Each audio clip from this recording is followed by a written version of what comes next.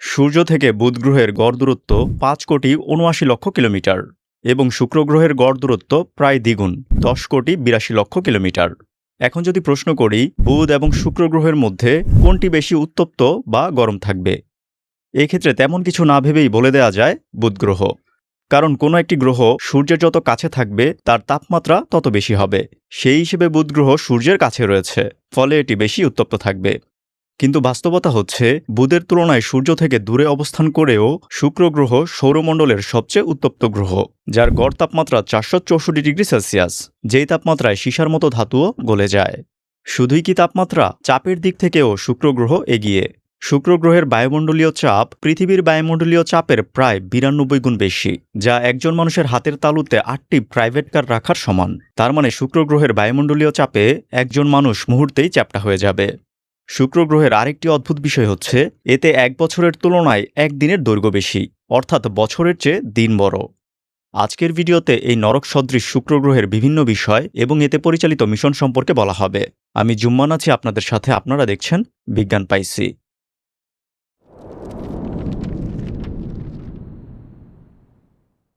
সূর্যোদয়ের ঠিক আগে পূর্ব আকাশের শুকতারা এবং সূর্যাস্তের ঠিক পরে পশ্চিম আকাশের সন্ধ্যাতারাই হচ্ছে শুক্র গ্রহ। রাতের আকাশে কিন্তু শুক্র গ্রহকে কখনোই দেখা যায় না। সূর্যোদয়ের আগের ৩-৪ ঘণ্টা পূর্ব আকাশে এবং সূর্যাস্তের পরের ৩-৪ ঘণ্টা পশ্চিম আকাশে শুক্রকে দেখা যায়। চাঁদ এবং সূর্যের পরে শুক্র গ্রহই হচ্ছে আকাশের সবচেয়ে উজ্জ্বল প্রাকৃতিক বস্তু। অনেক দূরে থাকা তারার আলো আকাশে মিটমিট করতে দেখা গেলেও শুক্র থেকে প্রতিফলিত আলো মিটমিট করে না, এর বিপরীতে স্থির এবং উজ্জ্বল আলো ছড়ায়। প্রাগ ঐতিহাসিক কাল থেকেই মানুষ শুক্র গ্রহকে দেখে আসছে, তবে গ্রহ হিসেবে শুক্রকে সঠিকভাবে জানার সূচনা হয় ১৬১০ সালে গ্যালিলিওর পর্যবেক্ষণের মাধ্যমে। গ্যালিলিও টেলিস্কোপের মাধ্যমে শুক্র গ্রহে চাঁদের মতো দশা পরিবর্তন বা ফেজ লক্ষ্য করেন, যার মাধ্যমে তিনি প্রমাণ করেন শুক্র গ্রহ সূর্যের চারপাশে ঘোরে, যা সূর্যকেন্দ্রিক সৌরমণ্ডলের ধারণা প্রতিষ্ঠিত করতে সাহায্য করে। এরপর ১৭৬১ সালে রুশ বিজ্ঞানী মিখাইল লোমোনোসভ শুক্র গ্রহের চারপাশে বায়ুমণ্ডল আবিষ্কার করেন। কিন্তু বায়ুমণ্ডলের অত্যন্ত ঘন মেঘের কারণে শুক্র গ্রহের ভূপৃষ্ঠ অজানাই থেকে যায়। এতে শুক্র গ্রহ নিয়ে অনেক কল্পকাহিনী সামনে আসতে থাকে। যেমন শুক্র গ্রহে যেহেতু বায়ুমণ্ডল রয়েছে, সেহেতু শুক্র গ্রহের পরিবেশ হবে আর্দ্র, উর্বর এবং গ্রীষ্মমণ্ডলীয়।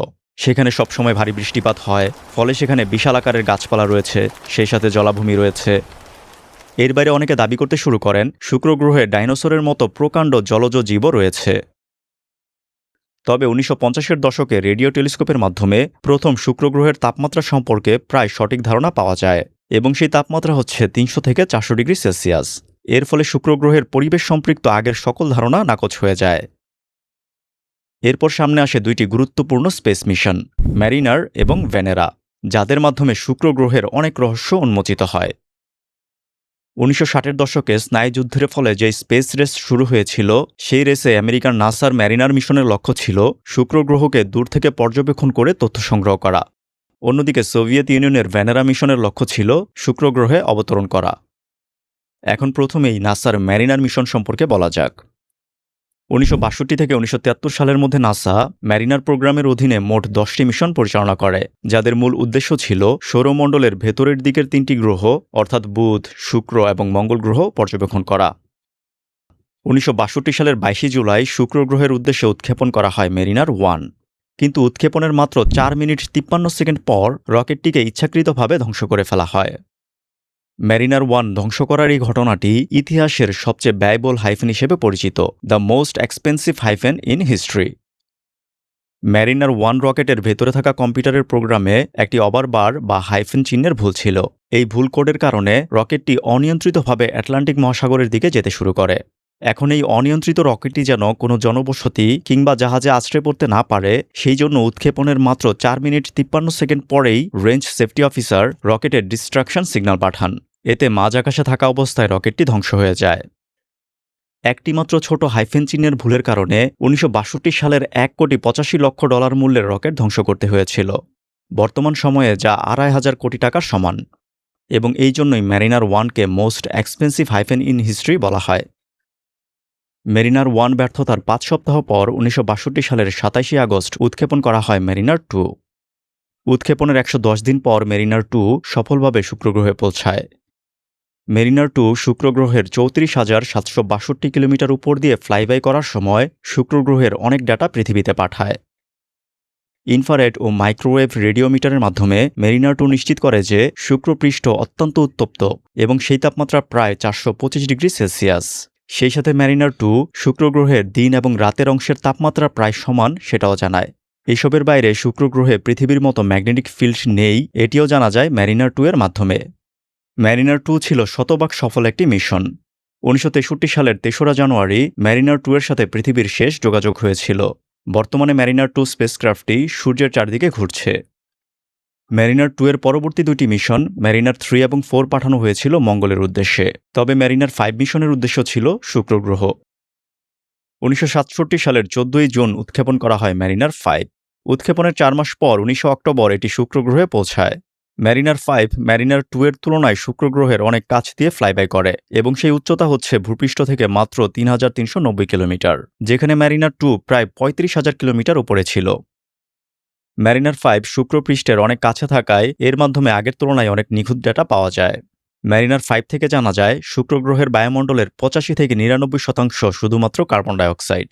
সেই সাথে বায়ুমণ্ডলীয় চাপ মেরিনার 2 এর তুলনায় অনেক নিখুঁত অনুমান করে এবং তা হচ্ছে পৃথিবীর বায়ুমণ্ডলীয় চাপের ৭৫ থেকে ১০০ গুণ। এছাড়া শুক্র গ্রহের চৌম্বকক্ষেত্র, কৃত্রিম আয়নোস্ফিয়ার, হাইড্রোজেন করোনা এগুলো সম্পর্কেও অনেক তথ্য জানা যায় মেরিনার 5 এর মাধ্যমে। ১৯৬৮ সালের ১৪ অক্টোবর মেরিনার 5 এর সাথে সর্বশেষ যোগাযোগ হয়। এটি বর্তমানে সূর্যের চারদিকে একটি হেলিওসেন্ট্রিক কক্ষপথে আবর্তিত হচ্ছে। মেরিনার 6, 7, 8 এবং 9 এই 4টি মিশন পরিচালিত হয় মঙ্গল গ্রহের উদ্দেশ্যে। তবে মেরিনার প্রোগ্রামের সর্বশেষ মিশন মেরিনার 10 এর প্রধান উদ্দেশ্য শুক্র না হলেও এটি একটি ঐতিহাসিক মিশন ছিল। মেরিনার 10ই হচ্ছে ইতিহাসের প্রথম স্পেসক্রাফট যা একটিমাত্র মিশনে দুইটি ভিন্ন গ্রহে গিয়েছিল, শুক্র এবং বুধ গ্রহ। বহু দূরে যাবার ক্ষেত্রে কোনো একটি গ্রহের মহাকর্ষ বল ব্যবহার করে গতি বাড়ানোর কৌশল অর্থাৎ গ্র্যাভিটি অ্যাসিস্ট প্রথমবারের মতো মেরিনার 10-এ ব্যবহার করা হয়।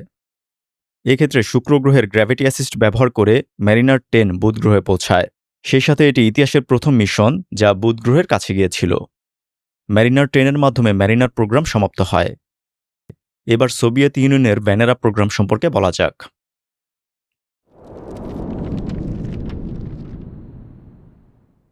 স্পেস রেস চলাকালীন সময় শুক্র গ্রহ সম্পর্কে জানা এবং অন্য কোনো গ্রহে সর্বপ্রথম মানুষের তৈরি বস্তু ল্যান্ড করানোর প্রচেষ্টা থেকে সামনে আসে ভেনেরা প্রোগ্রাম। ১৯৬১ থেকে ১৯৮৩ সালের মধ্যে সোভিয়েত ইউনিয়ন মোট ১৬টি ভেনেরা মিশন পরিচালনা করে এবং এই ১৬টি মিশনের প্রত্যেকটির উদ্দেশ্য ছিল শুক্র গ্রহ। ১৯৬১ সালের ১২ ফেব্রুয়ারি উৎক্ষেপণ করা হয় ভেনেরা 1। এর উদ্দেশ্য ছিল শুক্র গ্রহের উপর দিয়ে ফ্লাইবাই করা। ভেনেরা 1 উৎক্ষেপণের ১ সপ্তাহ পর পৃথিবী থেকে ২০ লক্ষ কিলোমিটার দূরে থাকা অবস্থায় ভেনেরা 1 এর সাথে সব ধরনের যোগাযোগ বিচ্ছিন্ন হয়ে যায়। ভেনেরা 1 এর মতো একই উদ্দেশ্যে অর্থাৎ ফ্লাইবাইয়ের উদ্দেশ্যে ১৯৬৫ সালের ১২ নভেম্বর উৎক্ষেপণ করা হয় ভেনেরা 2। এটি ছিল আংশিক সফল একটি মিশন। উৎক্ষেপণের পর ভেনেরা 2 শুক্র গ্রহের ২৩,৯৫০ কিলোমিটার কাছে যায়, কিন্তু এরপরই ভেনেরা 2 এর সকল যন্ত্রাংশ অকেজো হয়ে যায়। তার মানে ভেনেরা 2 ঠিকই শুক্র গ্রহের কাছে যায়, তবে কোনো প্রকার ডেটা পৃথিবীতে পাঠাতে পারেনি। এই জন্য এটি একটি আংশিক সফল মিশন। ভেনেরা 2 উৎক্ষেপণের মাত্র 4 দিন পর লঞ্চ করা হয় ভেনেরা 3। এই মিশনের উদ্দেশ্য ছিল শুক্র গ্রহের বায়ুমণ্ডলে প্রবেশ করে শুক্র গ্রহে ল্যান্ড করা। ভেনেরা 3-তে ৯০ সেন্টিমিটারের একটি গোলাকার ল্যান্ডার প্রোফ ছিল। পরিকল্পনা অনুযায়ী মহাকাশযানটি শুক্র গ্রহের কাছে যাবার পর প্রোফটিকে শুক্র গ্রহের বায়ুমণ্ডলে ছেড়ে দেওয়া হবে। এরপর প্রোফটি প্যারাশুটের সাহায্যে শুক্র গ্রহে ল্যান্ড করবে। ভেনেরা 3 উৎক্ষেপণের ৯২ দিন পর ১৯৬৬ সালের ১৬ ফেব্রুয়ারি শুক্র গ্রহের কাছে পৌঁছানোর পরপরই এর সাথে যোগাযোগ বিচ্ছিন্ন হয়ে যায়। পরবর্তীতে ভেনেরা 3 এর সকল ধরনের ডেটা বিশ্লেষণ করে সকলে এটা নিশ্চিত হন যে ১৯৬৬ সালের ১ মার্চ ভেনেরা 3 প্রোফ শুক্রপৃষ্ঠে আছড়ে পড়েছিল, যার মাধ্যমে ভেনেরা 3 হয়ে ওঠে মানুষের তৈরি প্রথম যন্ত্র যা অন্য কোনো গ্রহকে স্পর্শ করেছে। এরপর ১৯৬৭ সালের ১২ জুন উৎক্ষেপণ করা হয় ভেনেরা 4। এতে থাকা ১ মিটার ব্যাসের ল্যান্ডার প্রোফ সেকেন্ডে প্রায় ১১ কিলোমিটার গতিতে শুক্র গ্রহের বায়ুমণ্ডলে প্রবেশ করে। সেই সময় প্রোফটি শুক্রপৃষ্ঠ থেকে ১২০ কিলোমিটার উপরে ছিল, যেখানের তাপমাত্রা এবং চাপ ছিল প্রায় পৃথিবীর মতো। কিন্তু প্রোফ যত নিচে নামতে থাকে ততই তাপমাত্রা এবং চাপ বাড়তে থাকে। প্রোবটি শুক্র গ্রহের বায়ুমণ্ডলে এতটাই ফ্রিকশন অনুভব করে যে মাত্র 60 কিলোমিটার অতিক্রম করতেই প্রোবের গতি সেকেন্ডে 11 কিলোমিটার থেকে নেমে আসে সেকেন্ডে মাত্র 300 মিটারে। এরপর প্রোবটির প্যারাশুট ওপেন হয়, সেই সাথে ভেনেরা 4 পৃথিবীতে ডেটা পাঠাতে শুরু করে, যদিও তা বেশিক্ষণ স্থায়ী হয়নি। ভূপৃষ্ঠ থেকে মাত্র 26 কিলোমিটার উপরে থাকা অবস্থায় প্রচণ্ড বায়ুমণ্ডলীয় চাপে ডিসেন্ট প্রোব কোমল পানীয়র ক্যান চ্যাপ্টা হবার মতো চ্যাপ্টা হয়ে যায়, যার ফলে ডেটা পাঠানোও বন্ধ হয়ে যায়। ভেনেরা 4 শুক্র গ্রহের বায়ুমণ্ডলে প্রবেশের পরবর্তী 93 মিনিট সক্রিয় ছিল। প্রোবটি ধ্বংস হবার আগে তাপমাত্রা 270 ডিগ্রি সেলসিয়াস এবং চাপ 18 বার বা 261 পিএসআই রেকর্ড করে। ভেনেরা 4 থেকে প্রাপ্ত ডেটার উপর ভিত্তি করে আরও শক্তপোক্তভাবে ডিসেন্ট প্রোব তৈরি করা হয় এবং মাত্র 5 দিনের ব্যবধানে ভেনেরা 5 এবং 6 লঞ্চ করা হয়। 1969 সালের 5 জানুয়ারি ভেনেরা 5 এবং 10 জানুয়ারি ভেনেরা 6 লঞ্চ করা হয়। এই দুটি মিশনের ক্ষেত্রে ডিসেন্ট প্রোব যেন দ্রুত বায়ুমণ্ডল ভেদ করে নিচে নামতে পারে, সেই জন্য প্যারাশুট পুরোপুরি খুলতে না পারার ব্যবস্থা রাখা হয়। এরপরেও ভেনেরা 5 এবং 6 এর কোনোটি শুক্র পৃষ্ঠে সফলভাবে ল্যান্ড করতে পারেনি। ভেনেরা 5 শুক্র পৃষ্ঠের 20 কিলোমিটার উপরে ধ্বংস হয় এবং ভেনেরা 6 18 কিলোমিটার উপরে ধ্বংস হয়। তবে এদের প্রাপ্ত ডেটা থেকে জানা যায় শুক্র গ্রহের বায়ুমণ্ডলে 93 থেকে 97% কার্বন ডাইঅক্সাইড। সেই সাথে শুক্র গ্রহের উচ্চতার সাথে সাথে বায়ুমণ্ডলীয় চাপ এবং তাপমাত্রা কেমন সেটারও নিখুঁত ডেটা পাওয়া যায়। এইসব তথ্য কাজে লাগিয়ে পরিচালনা করা হয় ভেনেরা 7, যা ছিল একটি ঐতিহাসিক মিশন। ভেনেরা 7 এমনভাবে তৈরি করা হয়েছিল যা 180 বায়ুমণ্ডলীয় চাপ সহ্য করতে পারবে এবং অতি উচ্চ তাপমাত্রায়ও টিকে থাকবে। 1970 সালের 17 আগস্ট উৎক্ষেপণ করা হয় ভেনেরা 7। উৎক্ষেপণের 3 মাস পর 15 ডিসেম্বর ভেনেরা 7 শুক্র গ্রহের বায়ুমণ্ডলে প্রবেশ করে। শুক্র পৃষ্ঠে ল্যান্ড করার একদম শেষের দিকে এসে প্রোবটির প্যারাশুট আংশিক ছিঁড়ে যায়। এতে প্রোবটি উচ্চ গতিতে শুক্র পৃষ্ঠে আছড়ে পড়ে। প্রোবটি মাটিতে তীব্রভাবে আঘাত করার ফলে প্রোবটি একপাশে কাত হয়ে যায়, ফলে প্রোব থেকে পৃথিবীতে পাঠানো সিগন্যাল দুর্বল হয়ে যায়, যার ফলে প্রথমে মনে করা হয়েছিল ভেনেরা 7 হয়তো ধ্বংস হয়ে গিয়েছে। পরে অবশ্য দুর্বল ডেটা বিশ্লেষণ করে বোঝা যায় ভেনেরা 7 শুক্র পৃষ্ঠে ল্যান্ড করেছিল, যার মাধ্যমে ভেনেরা 7 হয়ে ওঠে এমন বস্তু যা সফলভাবে অন্য কোনো গ্রহে ল্যান্ড করেছিল। ভেনেরা 7 থেকে জানা যায় শুক্র পৃষ্ঠের তাপমাত্রা 475 ডিগ্রি সেলসিয়াস এবং চাপ পৃথিবীর প্রায় 92 গুণ বেশি। শুক্র পৃষ্ঠের উচ্চ তাপমাত্রার বিষয়টি বিবেচনায় নিয়ে পরিচালনা করা হয় ভেনেরা 8। এটি যেন শুক্র পৃষ্ঠে দীর্ঘ সময় টিকে থাকতে পারে সেজন্য এটিতে লিথিয়াম নাইট্রেট সাবস্টেন্স ব্যবহার করা হয়। এই লিথিয়াম নাইট্রেট সলিড থেকে তরল হতে প্রচুর তাপশক্তি শুষে নেয়। এখন প্রোবের ভিতরে এই লিথিয়াম নাইট্রেটের ব্লক দেয়াতে এগুলো যখন সলিড থেকে তরল হবে তখন অনেক তাপশক্তি শুষে নেবে, ফলে প্রোবটি তুলনামূলক দীর্ঘ সময় ঠান্ডা থাকবে, অর্থাৎ প্রোবটি গরম হয়ে উঠতে একটু বেশি সময় লাগবে। ভেনেরা 8 প্রায় 50 মিনিট শুক্র পৃষ্ঠে টিকেছিল। শুক্র গ্রহে পরপর 8টি মিশন পরিচালনা করার মাধ্যমে সোভিয়েত ইউনিয়ন শুক্র গ্রহে নামার ক্ষেত্রে পারদর্শী হয়ে ওঠে। তবে তখনও মানুষ জানত না শুক্র পৃষ্ঠ আসলে দেখতে কেমন, এবং এই প্রশ্নের উত্তর পেতেই ভেনেরা 9 প্রস্তুত করা হয়। ভেনেরা 9 এর ক্ষেত্রে ল্যান্ডারের ডিজাইন সম্পূর্ণ পরিবর্তন করে ফেলা হয়।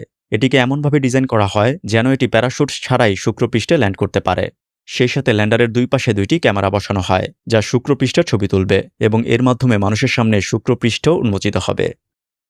1975 সালের 8 জুন উৎক্ষেপণ করা হয় ভেনেরা 9। 22 অক্টোবর ল্যান্ডার ক্যাপসিউল সফলভাবে শুক্র পৃষ্ঠে ল্যান্ড করে, কিন্তু যান্ত্রিক ত্রুটির কারণে 2টি ক্যামেরার মধ্যে একটি ক্যামেরার ক্যাপ খোলেনি, যার ফলে একটি ক্যামেরার মাধ্যমে 180 ডিগ্রির ইমেজ পাওয়া যায়, এবং এই হচ্ছে সেই ঐতিহাসিক শুক্র পৃষ্ঠের সাদা কালো ইমেজ, যার মাধ্যমে মানুষ প্রথমবারের মতো শুক্র পৃষ্ঠ দেখতে কেমন সেটা জানতে পারে। ছবিতে দেখা যায় শুক্রের মাটি ধূলিময় নয়, বরং সেখানে প্রচুর চ্যাপ্টা ও তীক্ষ্ণ পাথর ছড়িয়ে ছিটিয়ে রয়েছে। ভেনেরা 9 শুক্র পৃষ্ঠে 53 মিনিট টিকে ছিল। ভেনেরা 9 এর মতোই ভেনেরা 10 সেম কাজ করে, শুক্র পৃষ্ঠের সাদা কালো ছবি পৃথিবীতে পাঠায়। ভেনেরা 10 শুক্র পৃষ্ঠে 65 মিনিট টিকে ছিল। ভেনেরা 11 এবং 12 এর মাধ্যমে শুক্র গ্রহের বায়ুমণ্ডল, বজ্রপাত এবং মাটির বৈশিষ্ট্য আরও গভীরভাবে বিশ্লেষণ করার পরিকল্পনা করা হয়। সেই সাথে শুক্র পৃষ্ঠের রঙিন ছবি তোলার পরিকল্পনা করা হয়। ভেনেরা 11 এবং 12 এই দুটি মিশন আংশিক সফলতা পায়, অর্থাৎ শুক্র গ্রহের বায়ুমণ্ডল, বজ্রপাত এগুলোর সম্পর্কে প্রচুর ডেটা পৃথিবীতে পাঠায়। অন্যদিকে যান্ত্রিক ত্রুটির কারণে মাটির গঠন বিশ্লেষণ করতে পারেনি, সেই সাথে রঙিন ছবিও তুলতে পারেনি। ভেনেরা 11 এবং 12 এর অভিজ্ঞতাকে কাজে লাগিয়ে 1981 সালের 30 অক্টোবর উৎক্ষেপণ করা হয় ভেনেরা 13, যা ছিল ভেনেরা প্রোগ্রামের সবচেয়ে সফল একটি মিশন। এর মাধ্যমে শুক্র পৃষ্ঠের রঙিন ছবি পাওয়া যায়, যাতে দেখা যায় শুক্র গ্রহের ল্যান্ডস্কেপ হালকা কমলা হলুদাভ, চারপাশের ভূমি পাতলা ব্যালাস্ট শিলা দ্বারা আবৃত এবং আকাশ ঘন সালফিউরিক অ্যাসিডের মেঘের কারণে হলুদাভ। ভেনেরা 13-এ একটি মাইক্রোফোন যুক্ত ছিল, যার মাধ্যমে শুক্র গ্রহের বাতাসের শব্দ, মাটি ড্রিল করার শব্দ শোনা যায়, যা ছিল মানব ইতিহাসে প্রথম অন্য কোনো গ্রহের শব্দ রেকর্ড করা। ভেনেরা 13 শুক্রের মাটি ড্রিল করে 3 সেন্টিমিটার নিচের মাটি বিশ্লেষণ করে, যা থেকে জানা যায় শুক্র গ্রহের মাটি মূলত পটাশিয়াম সমৃদ্ধ ক্ষারীয় ব্যালাস্ট শিলা দিয়ে তৈরি। ভেনেরা 13 শুক্র পৃষ্ঠে 32 মিনিট টিকে থাকার মতো তৈরি করা হয়েছিল, তবে অপ্রত্যাশিতভাবে এটি 127 মিনিট টিকে ছিল। ভেনেরা 13-এর মাত্র 4 দিন পর উৎক্ষেপণ করা হয় ভেনেরা 14। ভেনেরা 13-এর মতো 14ও শুক্র পৃষ্ঠের রঙিন ছবি পৃথিবীতে পাঠায়, সেই সাথে আরও অনেক বৈজ্ঞানিক ডেটা পৃথিবীতে পাঠায়। ভেনেরা প্রোগ্রামের শেষ 2টি মিশন, ভেনেরা 15 এবং 16, এদের কোনোটি শুক্র পৃষ্ঠে ল্যান্ড করেনি। আসলে এই 2টি মিশনের মাধ্যমে শুক্র পৃষ্ঠে ল্যান্ড করার পরিকল্পনা ছিল না। এর পরিবর্তে এই 2টি মিশনের উদ্দেশ্য ছিল শুক্র গ্রহের উপরে থেকে রেডিও তরঙ্গের মাধ্যমে শুক্রের ঘন বায়ুমণ্ডলের নিচে থাকা ভূপৃষ্ঠের মানচিত্র তৈরি করা। সেক্ষেত্রে এই 2টি মিশন সফল ছিল। এই 2টি মিশনের মাধ্যমে শুক্র গ্রহের উত্তর গোলার্ধের মানচিত্র পাওয়া যায়, যেই মানচিত্র ছিল শুক্র গ্রহের মোট পৃষ্ঠদেশের 25% এলাকার মানচিত্র। এই মানচিত্রে শুক্র গ্রহের অনেক ভূতাত্ত্বিক ঘটন ধরা পড়ে, যেমন টেসেরা, যা ভাঁজ পড়া ও ভীষণভাবে ফাটা জটিল ধরনের উঁচু মালভূমি; করোনা, মাটির নিচ থেকে আসা লাভার তাপ ও চাপে তৈরি হওয়া বিশাল বৃত্তাকার বা মুকুটাকৃতির কাঠামো; অ্যারাকনয়েড, মাকড়সার জালের মতো দেখতে বিশেষ ভূতাত্ত্বিক ফাটল। এর বাইরে মানচিত্রে অসংখ্য আগ্নেয়গিরি এবং শত শত কিলোমিটার দীর্ঘ জমে যাওয়া লাভার প্রবাহ স্পষ্ট দেখা যায়, যা প্রমাণ করে শুক্র গ্রহ অতীতে ভূতাত্ত্বিকভাবে সক্রিয় ছিল। শুক্র গ্রহকে জানার ক্ষেত্রে ভেনেরা প্রোগ্রামের অবদান অসামান্য। 5+ স্টার রেটিং প্রাপ্ত দেশের সর্বোচ্চ বিদ্যুৎ সাশ্রয়ী ওয়ালটন এসি। স্মার্ট কমফোর্ট এখন নেক্সট লেভেলে। ম্যারিনার এবং ভেনেরা প্রোগ্রামের পর শুক্র গ্রহে পাঠানো আরেকটি গুরুত্বপূর্ণ মিশন হচ্ছে নাসার ম্যাজালান মিশন।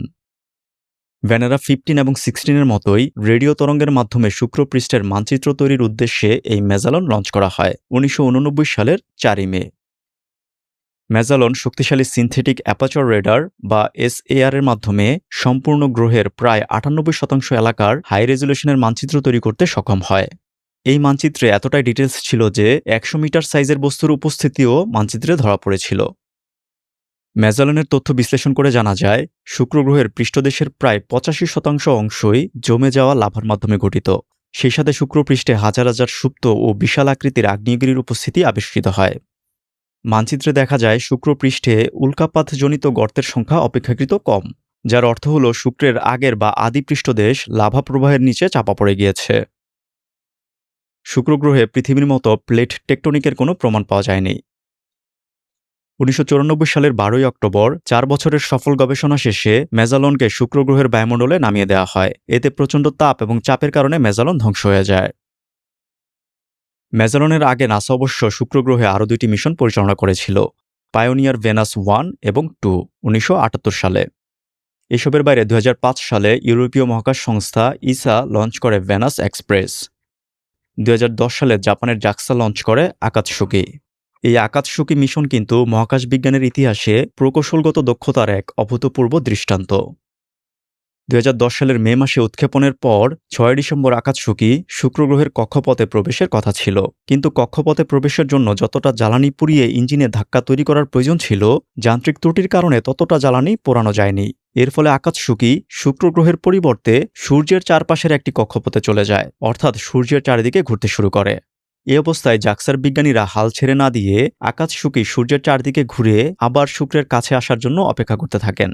এই ক্ষেত্রে তাদেরকে 5 বছর অপেক্ষা করতে হয়। এই 5 বছরে তারা যাবতীয় হিসেব নিকেশ করেন যে কিভাবে বিষয়টিকে সমাধান করা যেতে পারে। অবশেষে 2015 সালের 7 ডিসেম্বর আকাতসুকি শুক্রের কাছাকাছি আসে। তখন মেইন ইঞ্জিনের পরিবর্তে কেবলের ছোট ছোট অরিয়েন্টেশন থ্রাস্টার ব্যবহার করে আকাতসুকিকে শুক্র গ্রহের কক্ষপথে আনার চেষ্টা করা হয় এবং জাক্সার বিজ্ঞানীরা সফল হন। এবং এই জন্যই আকাতসুকিকে মহাকাশ বিজ্ঞানের ইতিহাসে প্রকৌশলগত দক্ষতার এক অভূতপূর্ব দৃষ্টান্ত বলা হয়ে থাকে। আমাদের সৌরমণ্ডলে শুক্র গ্রহ প্রায় সব দিক থেকে আলাদা। ইউরেনাস ছাড়া সৌরমণ্ডলের বাকি গ্রহগুলো ঘড়ির কাঁটার বিপরীত দিকে ঘুরলেও শুক্র গ্রহ ঘড়ির কাঁটার দিকে ঘোরে। এমনটা হয় মূলত শুক্র গ্রহ নিজ অক্ষে অনেক বেশি হেলে থাকার কারণে। পৃথিবী তার নিজ অক্ষে প্রায় 23.5 ডিগ্রি হেলে রয়েছে। অন্যদিকে শুক্র গ্রহ 177 ডিগ্রি হেলে রয়েছে, যার ফলে শুক্র গ্রহের নিজ অক্ষে ঘোরার দিকই পরিবর্তন হয়ে গিয়েছে।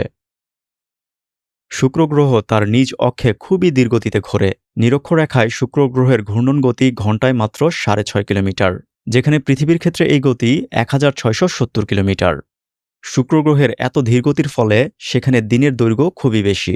শুক্র গ্রহ তার নিজ অক্ষে একবার ঘুরতে পৃথিবীর হিসেবে 243 দিন সময় লাগে। তার মানে এক শুক্র দিন সমান 243 পৃথিবী দিন। এখানে মজার বিষয় হচ্ছে শুক্র গ্রহ তার নিজ অক্ষে একবার ঘোরার আগেই সূর্যের চারপাশে এক চক্কর দিয়ে ফেলে, এবং সূর্যের চারপাশে এই এক চক্কর দিতে শুক্র গ্রহের সময় লাগে 225 পৃথিবী দিন, যেখানে নিজ অক্ষে একবার ঘুরতেই লাগে 243 পৃথিবী দিন। তার মানে আমরা বলতে পারি শুক্র গ্রহে এক বছরের চেয়ে একদিনের দৈর্ঘ্য বেশি। শুক্র গ্রহের নিজ অক্ষের ঘূর্ণন গতি কম হলেও এর বায়ুমণ্ডলের গতি যথেষ্ট বেশি, যা গ্রহের নিজ অক্ষে ঘূর্ণন গতির প্রায় 60 গুণ বেশি। শুক্র গ্রহের বায়ুমণ্ডলে প্রায় 97% হচ্ছে কার্বন ডাইঅক্সাইড। এই কার্বন ডাইঅক্সাইড নাইট্রোজেন এবং অক্সিজেনের তুলনায় ভারী।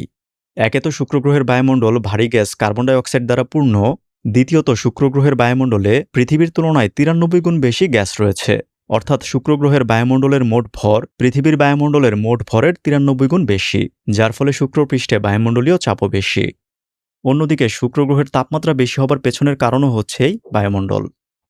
কার্বন ডাই অক্সাইড হচ্ছে একটি গ্রিনহাউস গ্যাস, অর্থাৎ এই গ্যাস তাপ ধরে রাখতে পারে। এখন শুক্রের বায়ুমণ্ডলে যেহেতু 97% কার্বন ডাই অক্সাইড, সেহেতু শুক্রের বায়ুমণ্ডলে সূর্য থেকে আসা তাপশক্তি আটকে থাকে। এর বাইরে শুক্র গ্রহের মেঘ মূলত সালফিউরিক অ্যাসিড দিয়ে তৈরি, এবং এই সালফিউরিক অ্যাসিডের মেঘ অনেকটা কম্বলের মতো কাজ করে, অর্থাৎ তাপ ধরে রাখার কাজ করে। ফলাফল শুক্র গ্রহের গড় তাপমাত্রা 464 ডিগ্রি সেলসিয়াস।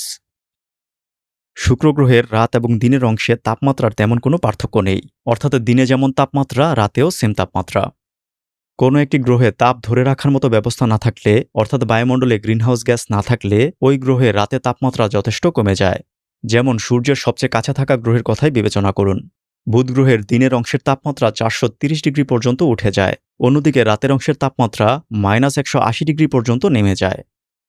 শুক্র গ্রহের বায়ুমণ্ডল জুড়েই মূলত গ্রিনহাউস গ্যাস, যার ফলে এই গ্রহের রাত এবং দিনের তাপমাত্রায় তেমন কোনো পার্থক্য নেই। শুক্র গ্রহে সালফিউরিক অ্যাসিডের বৃষ্টি হয়, তবে এই বৃষ্টি মাটিতে পৌঁছানোর আগেই অতিরিক্ত তাপের কারণে বাষ্প হয়ে যায়।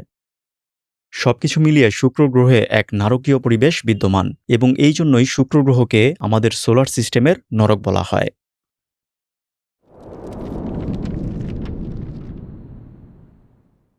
পৃথিবীর কেন্দ্র কেমন তা জানার জন্য তাকাতে হবে আকাশে। এই কথাটি শুনতে অদ্ভুত মনে হলেও কথাটি কিন্তু অনেকাংশে সত্য। 16 সাইকি এমন একটি গ্রহাণু যাকে ধারণা করা হচ্ছে এটি কোনো একটি গ্রহের উন্মুক্ত কেন্দ্র, যা আমাদের পৃথিবীর কেন্দ্র সম্পর্কে ধারণা দেবে। সেই সাথে এর 97% হচ্ছে পিওর লোহা এবং নিকেল, ফলে এটির বাজার মূল্য হিসেব করলে এটি পৃথিবীর মোট অর্থনীতির চেয়েও 90,000 গুণ বেশি মূল্যবান। এই অতি মূল্যবান 16 সাইকি এবং এতে পরিচালিত মিশন সম্পর্কে বিস্তারিত জানতে এই ভিডিওটি দেখতে পারেন। ভিডিও ভালো লাগলে বিজ্ঞান পাইসি পরিবারে যুক্ত হয়ে সাথে থাকতে পারেন।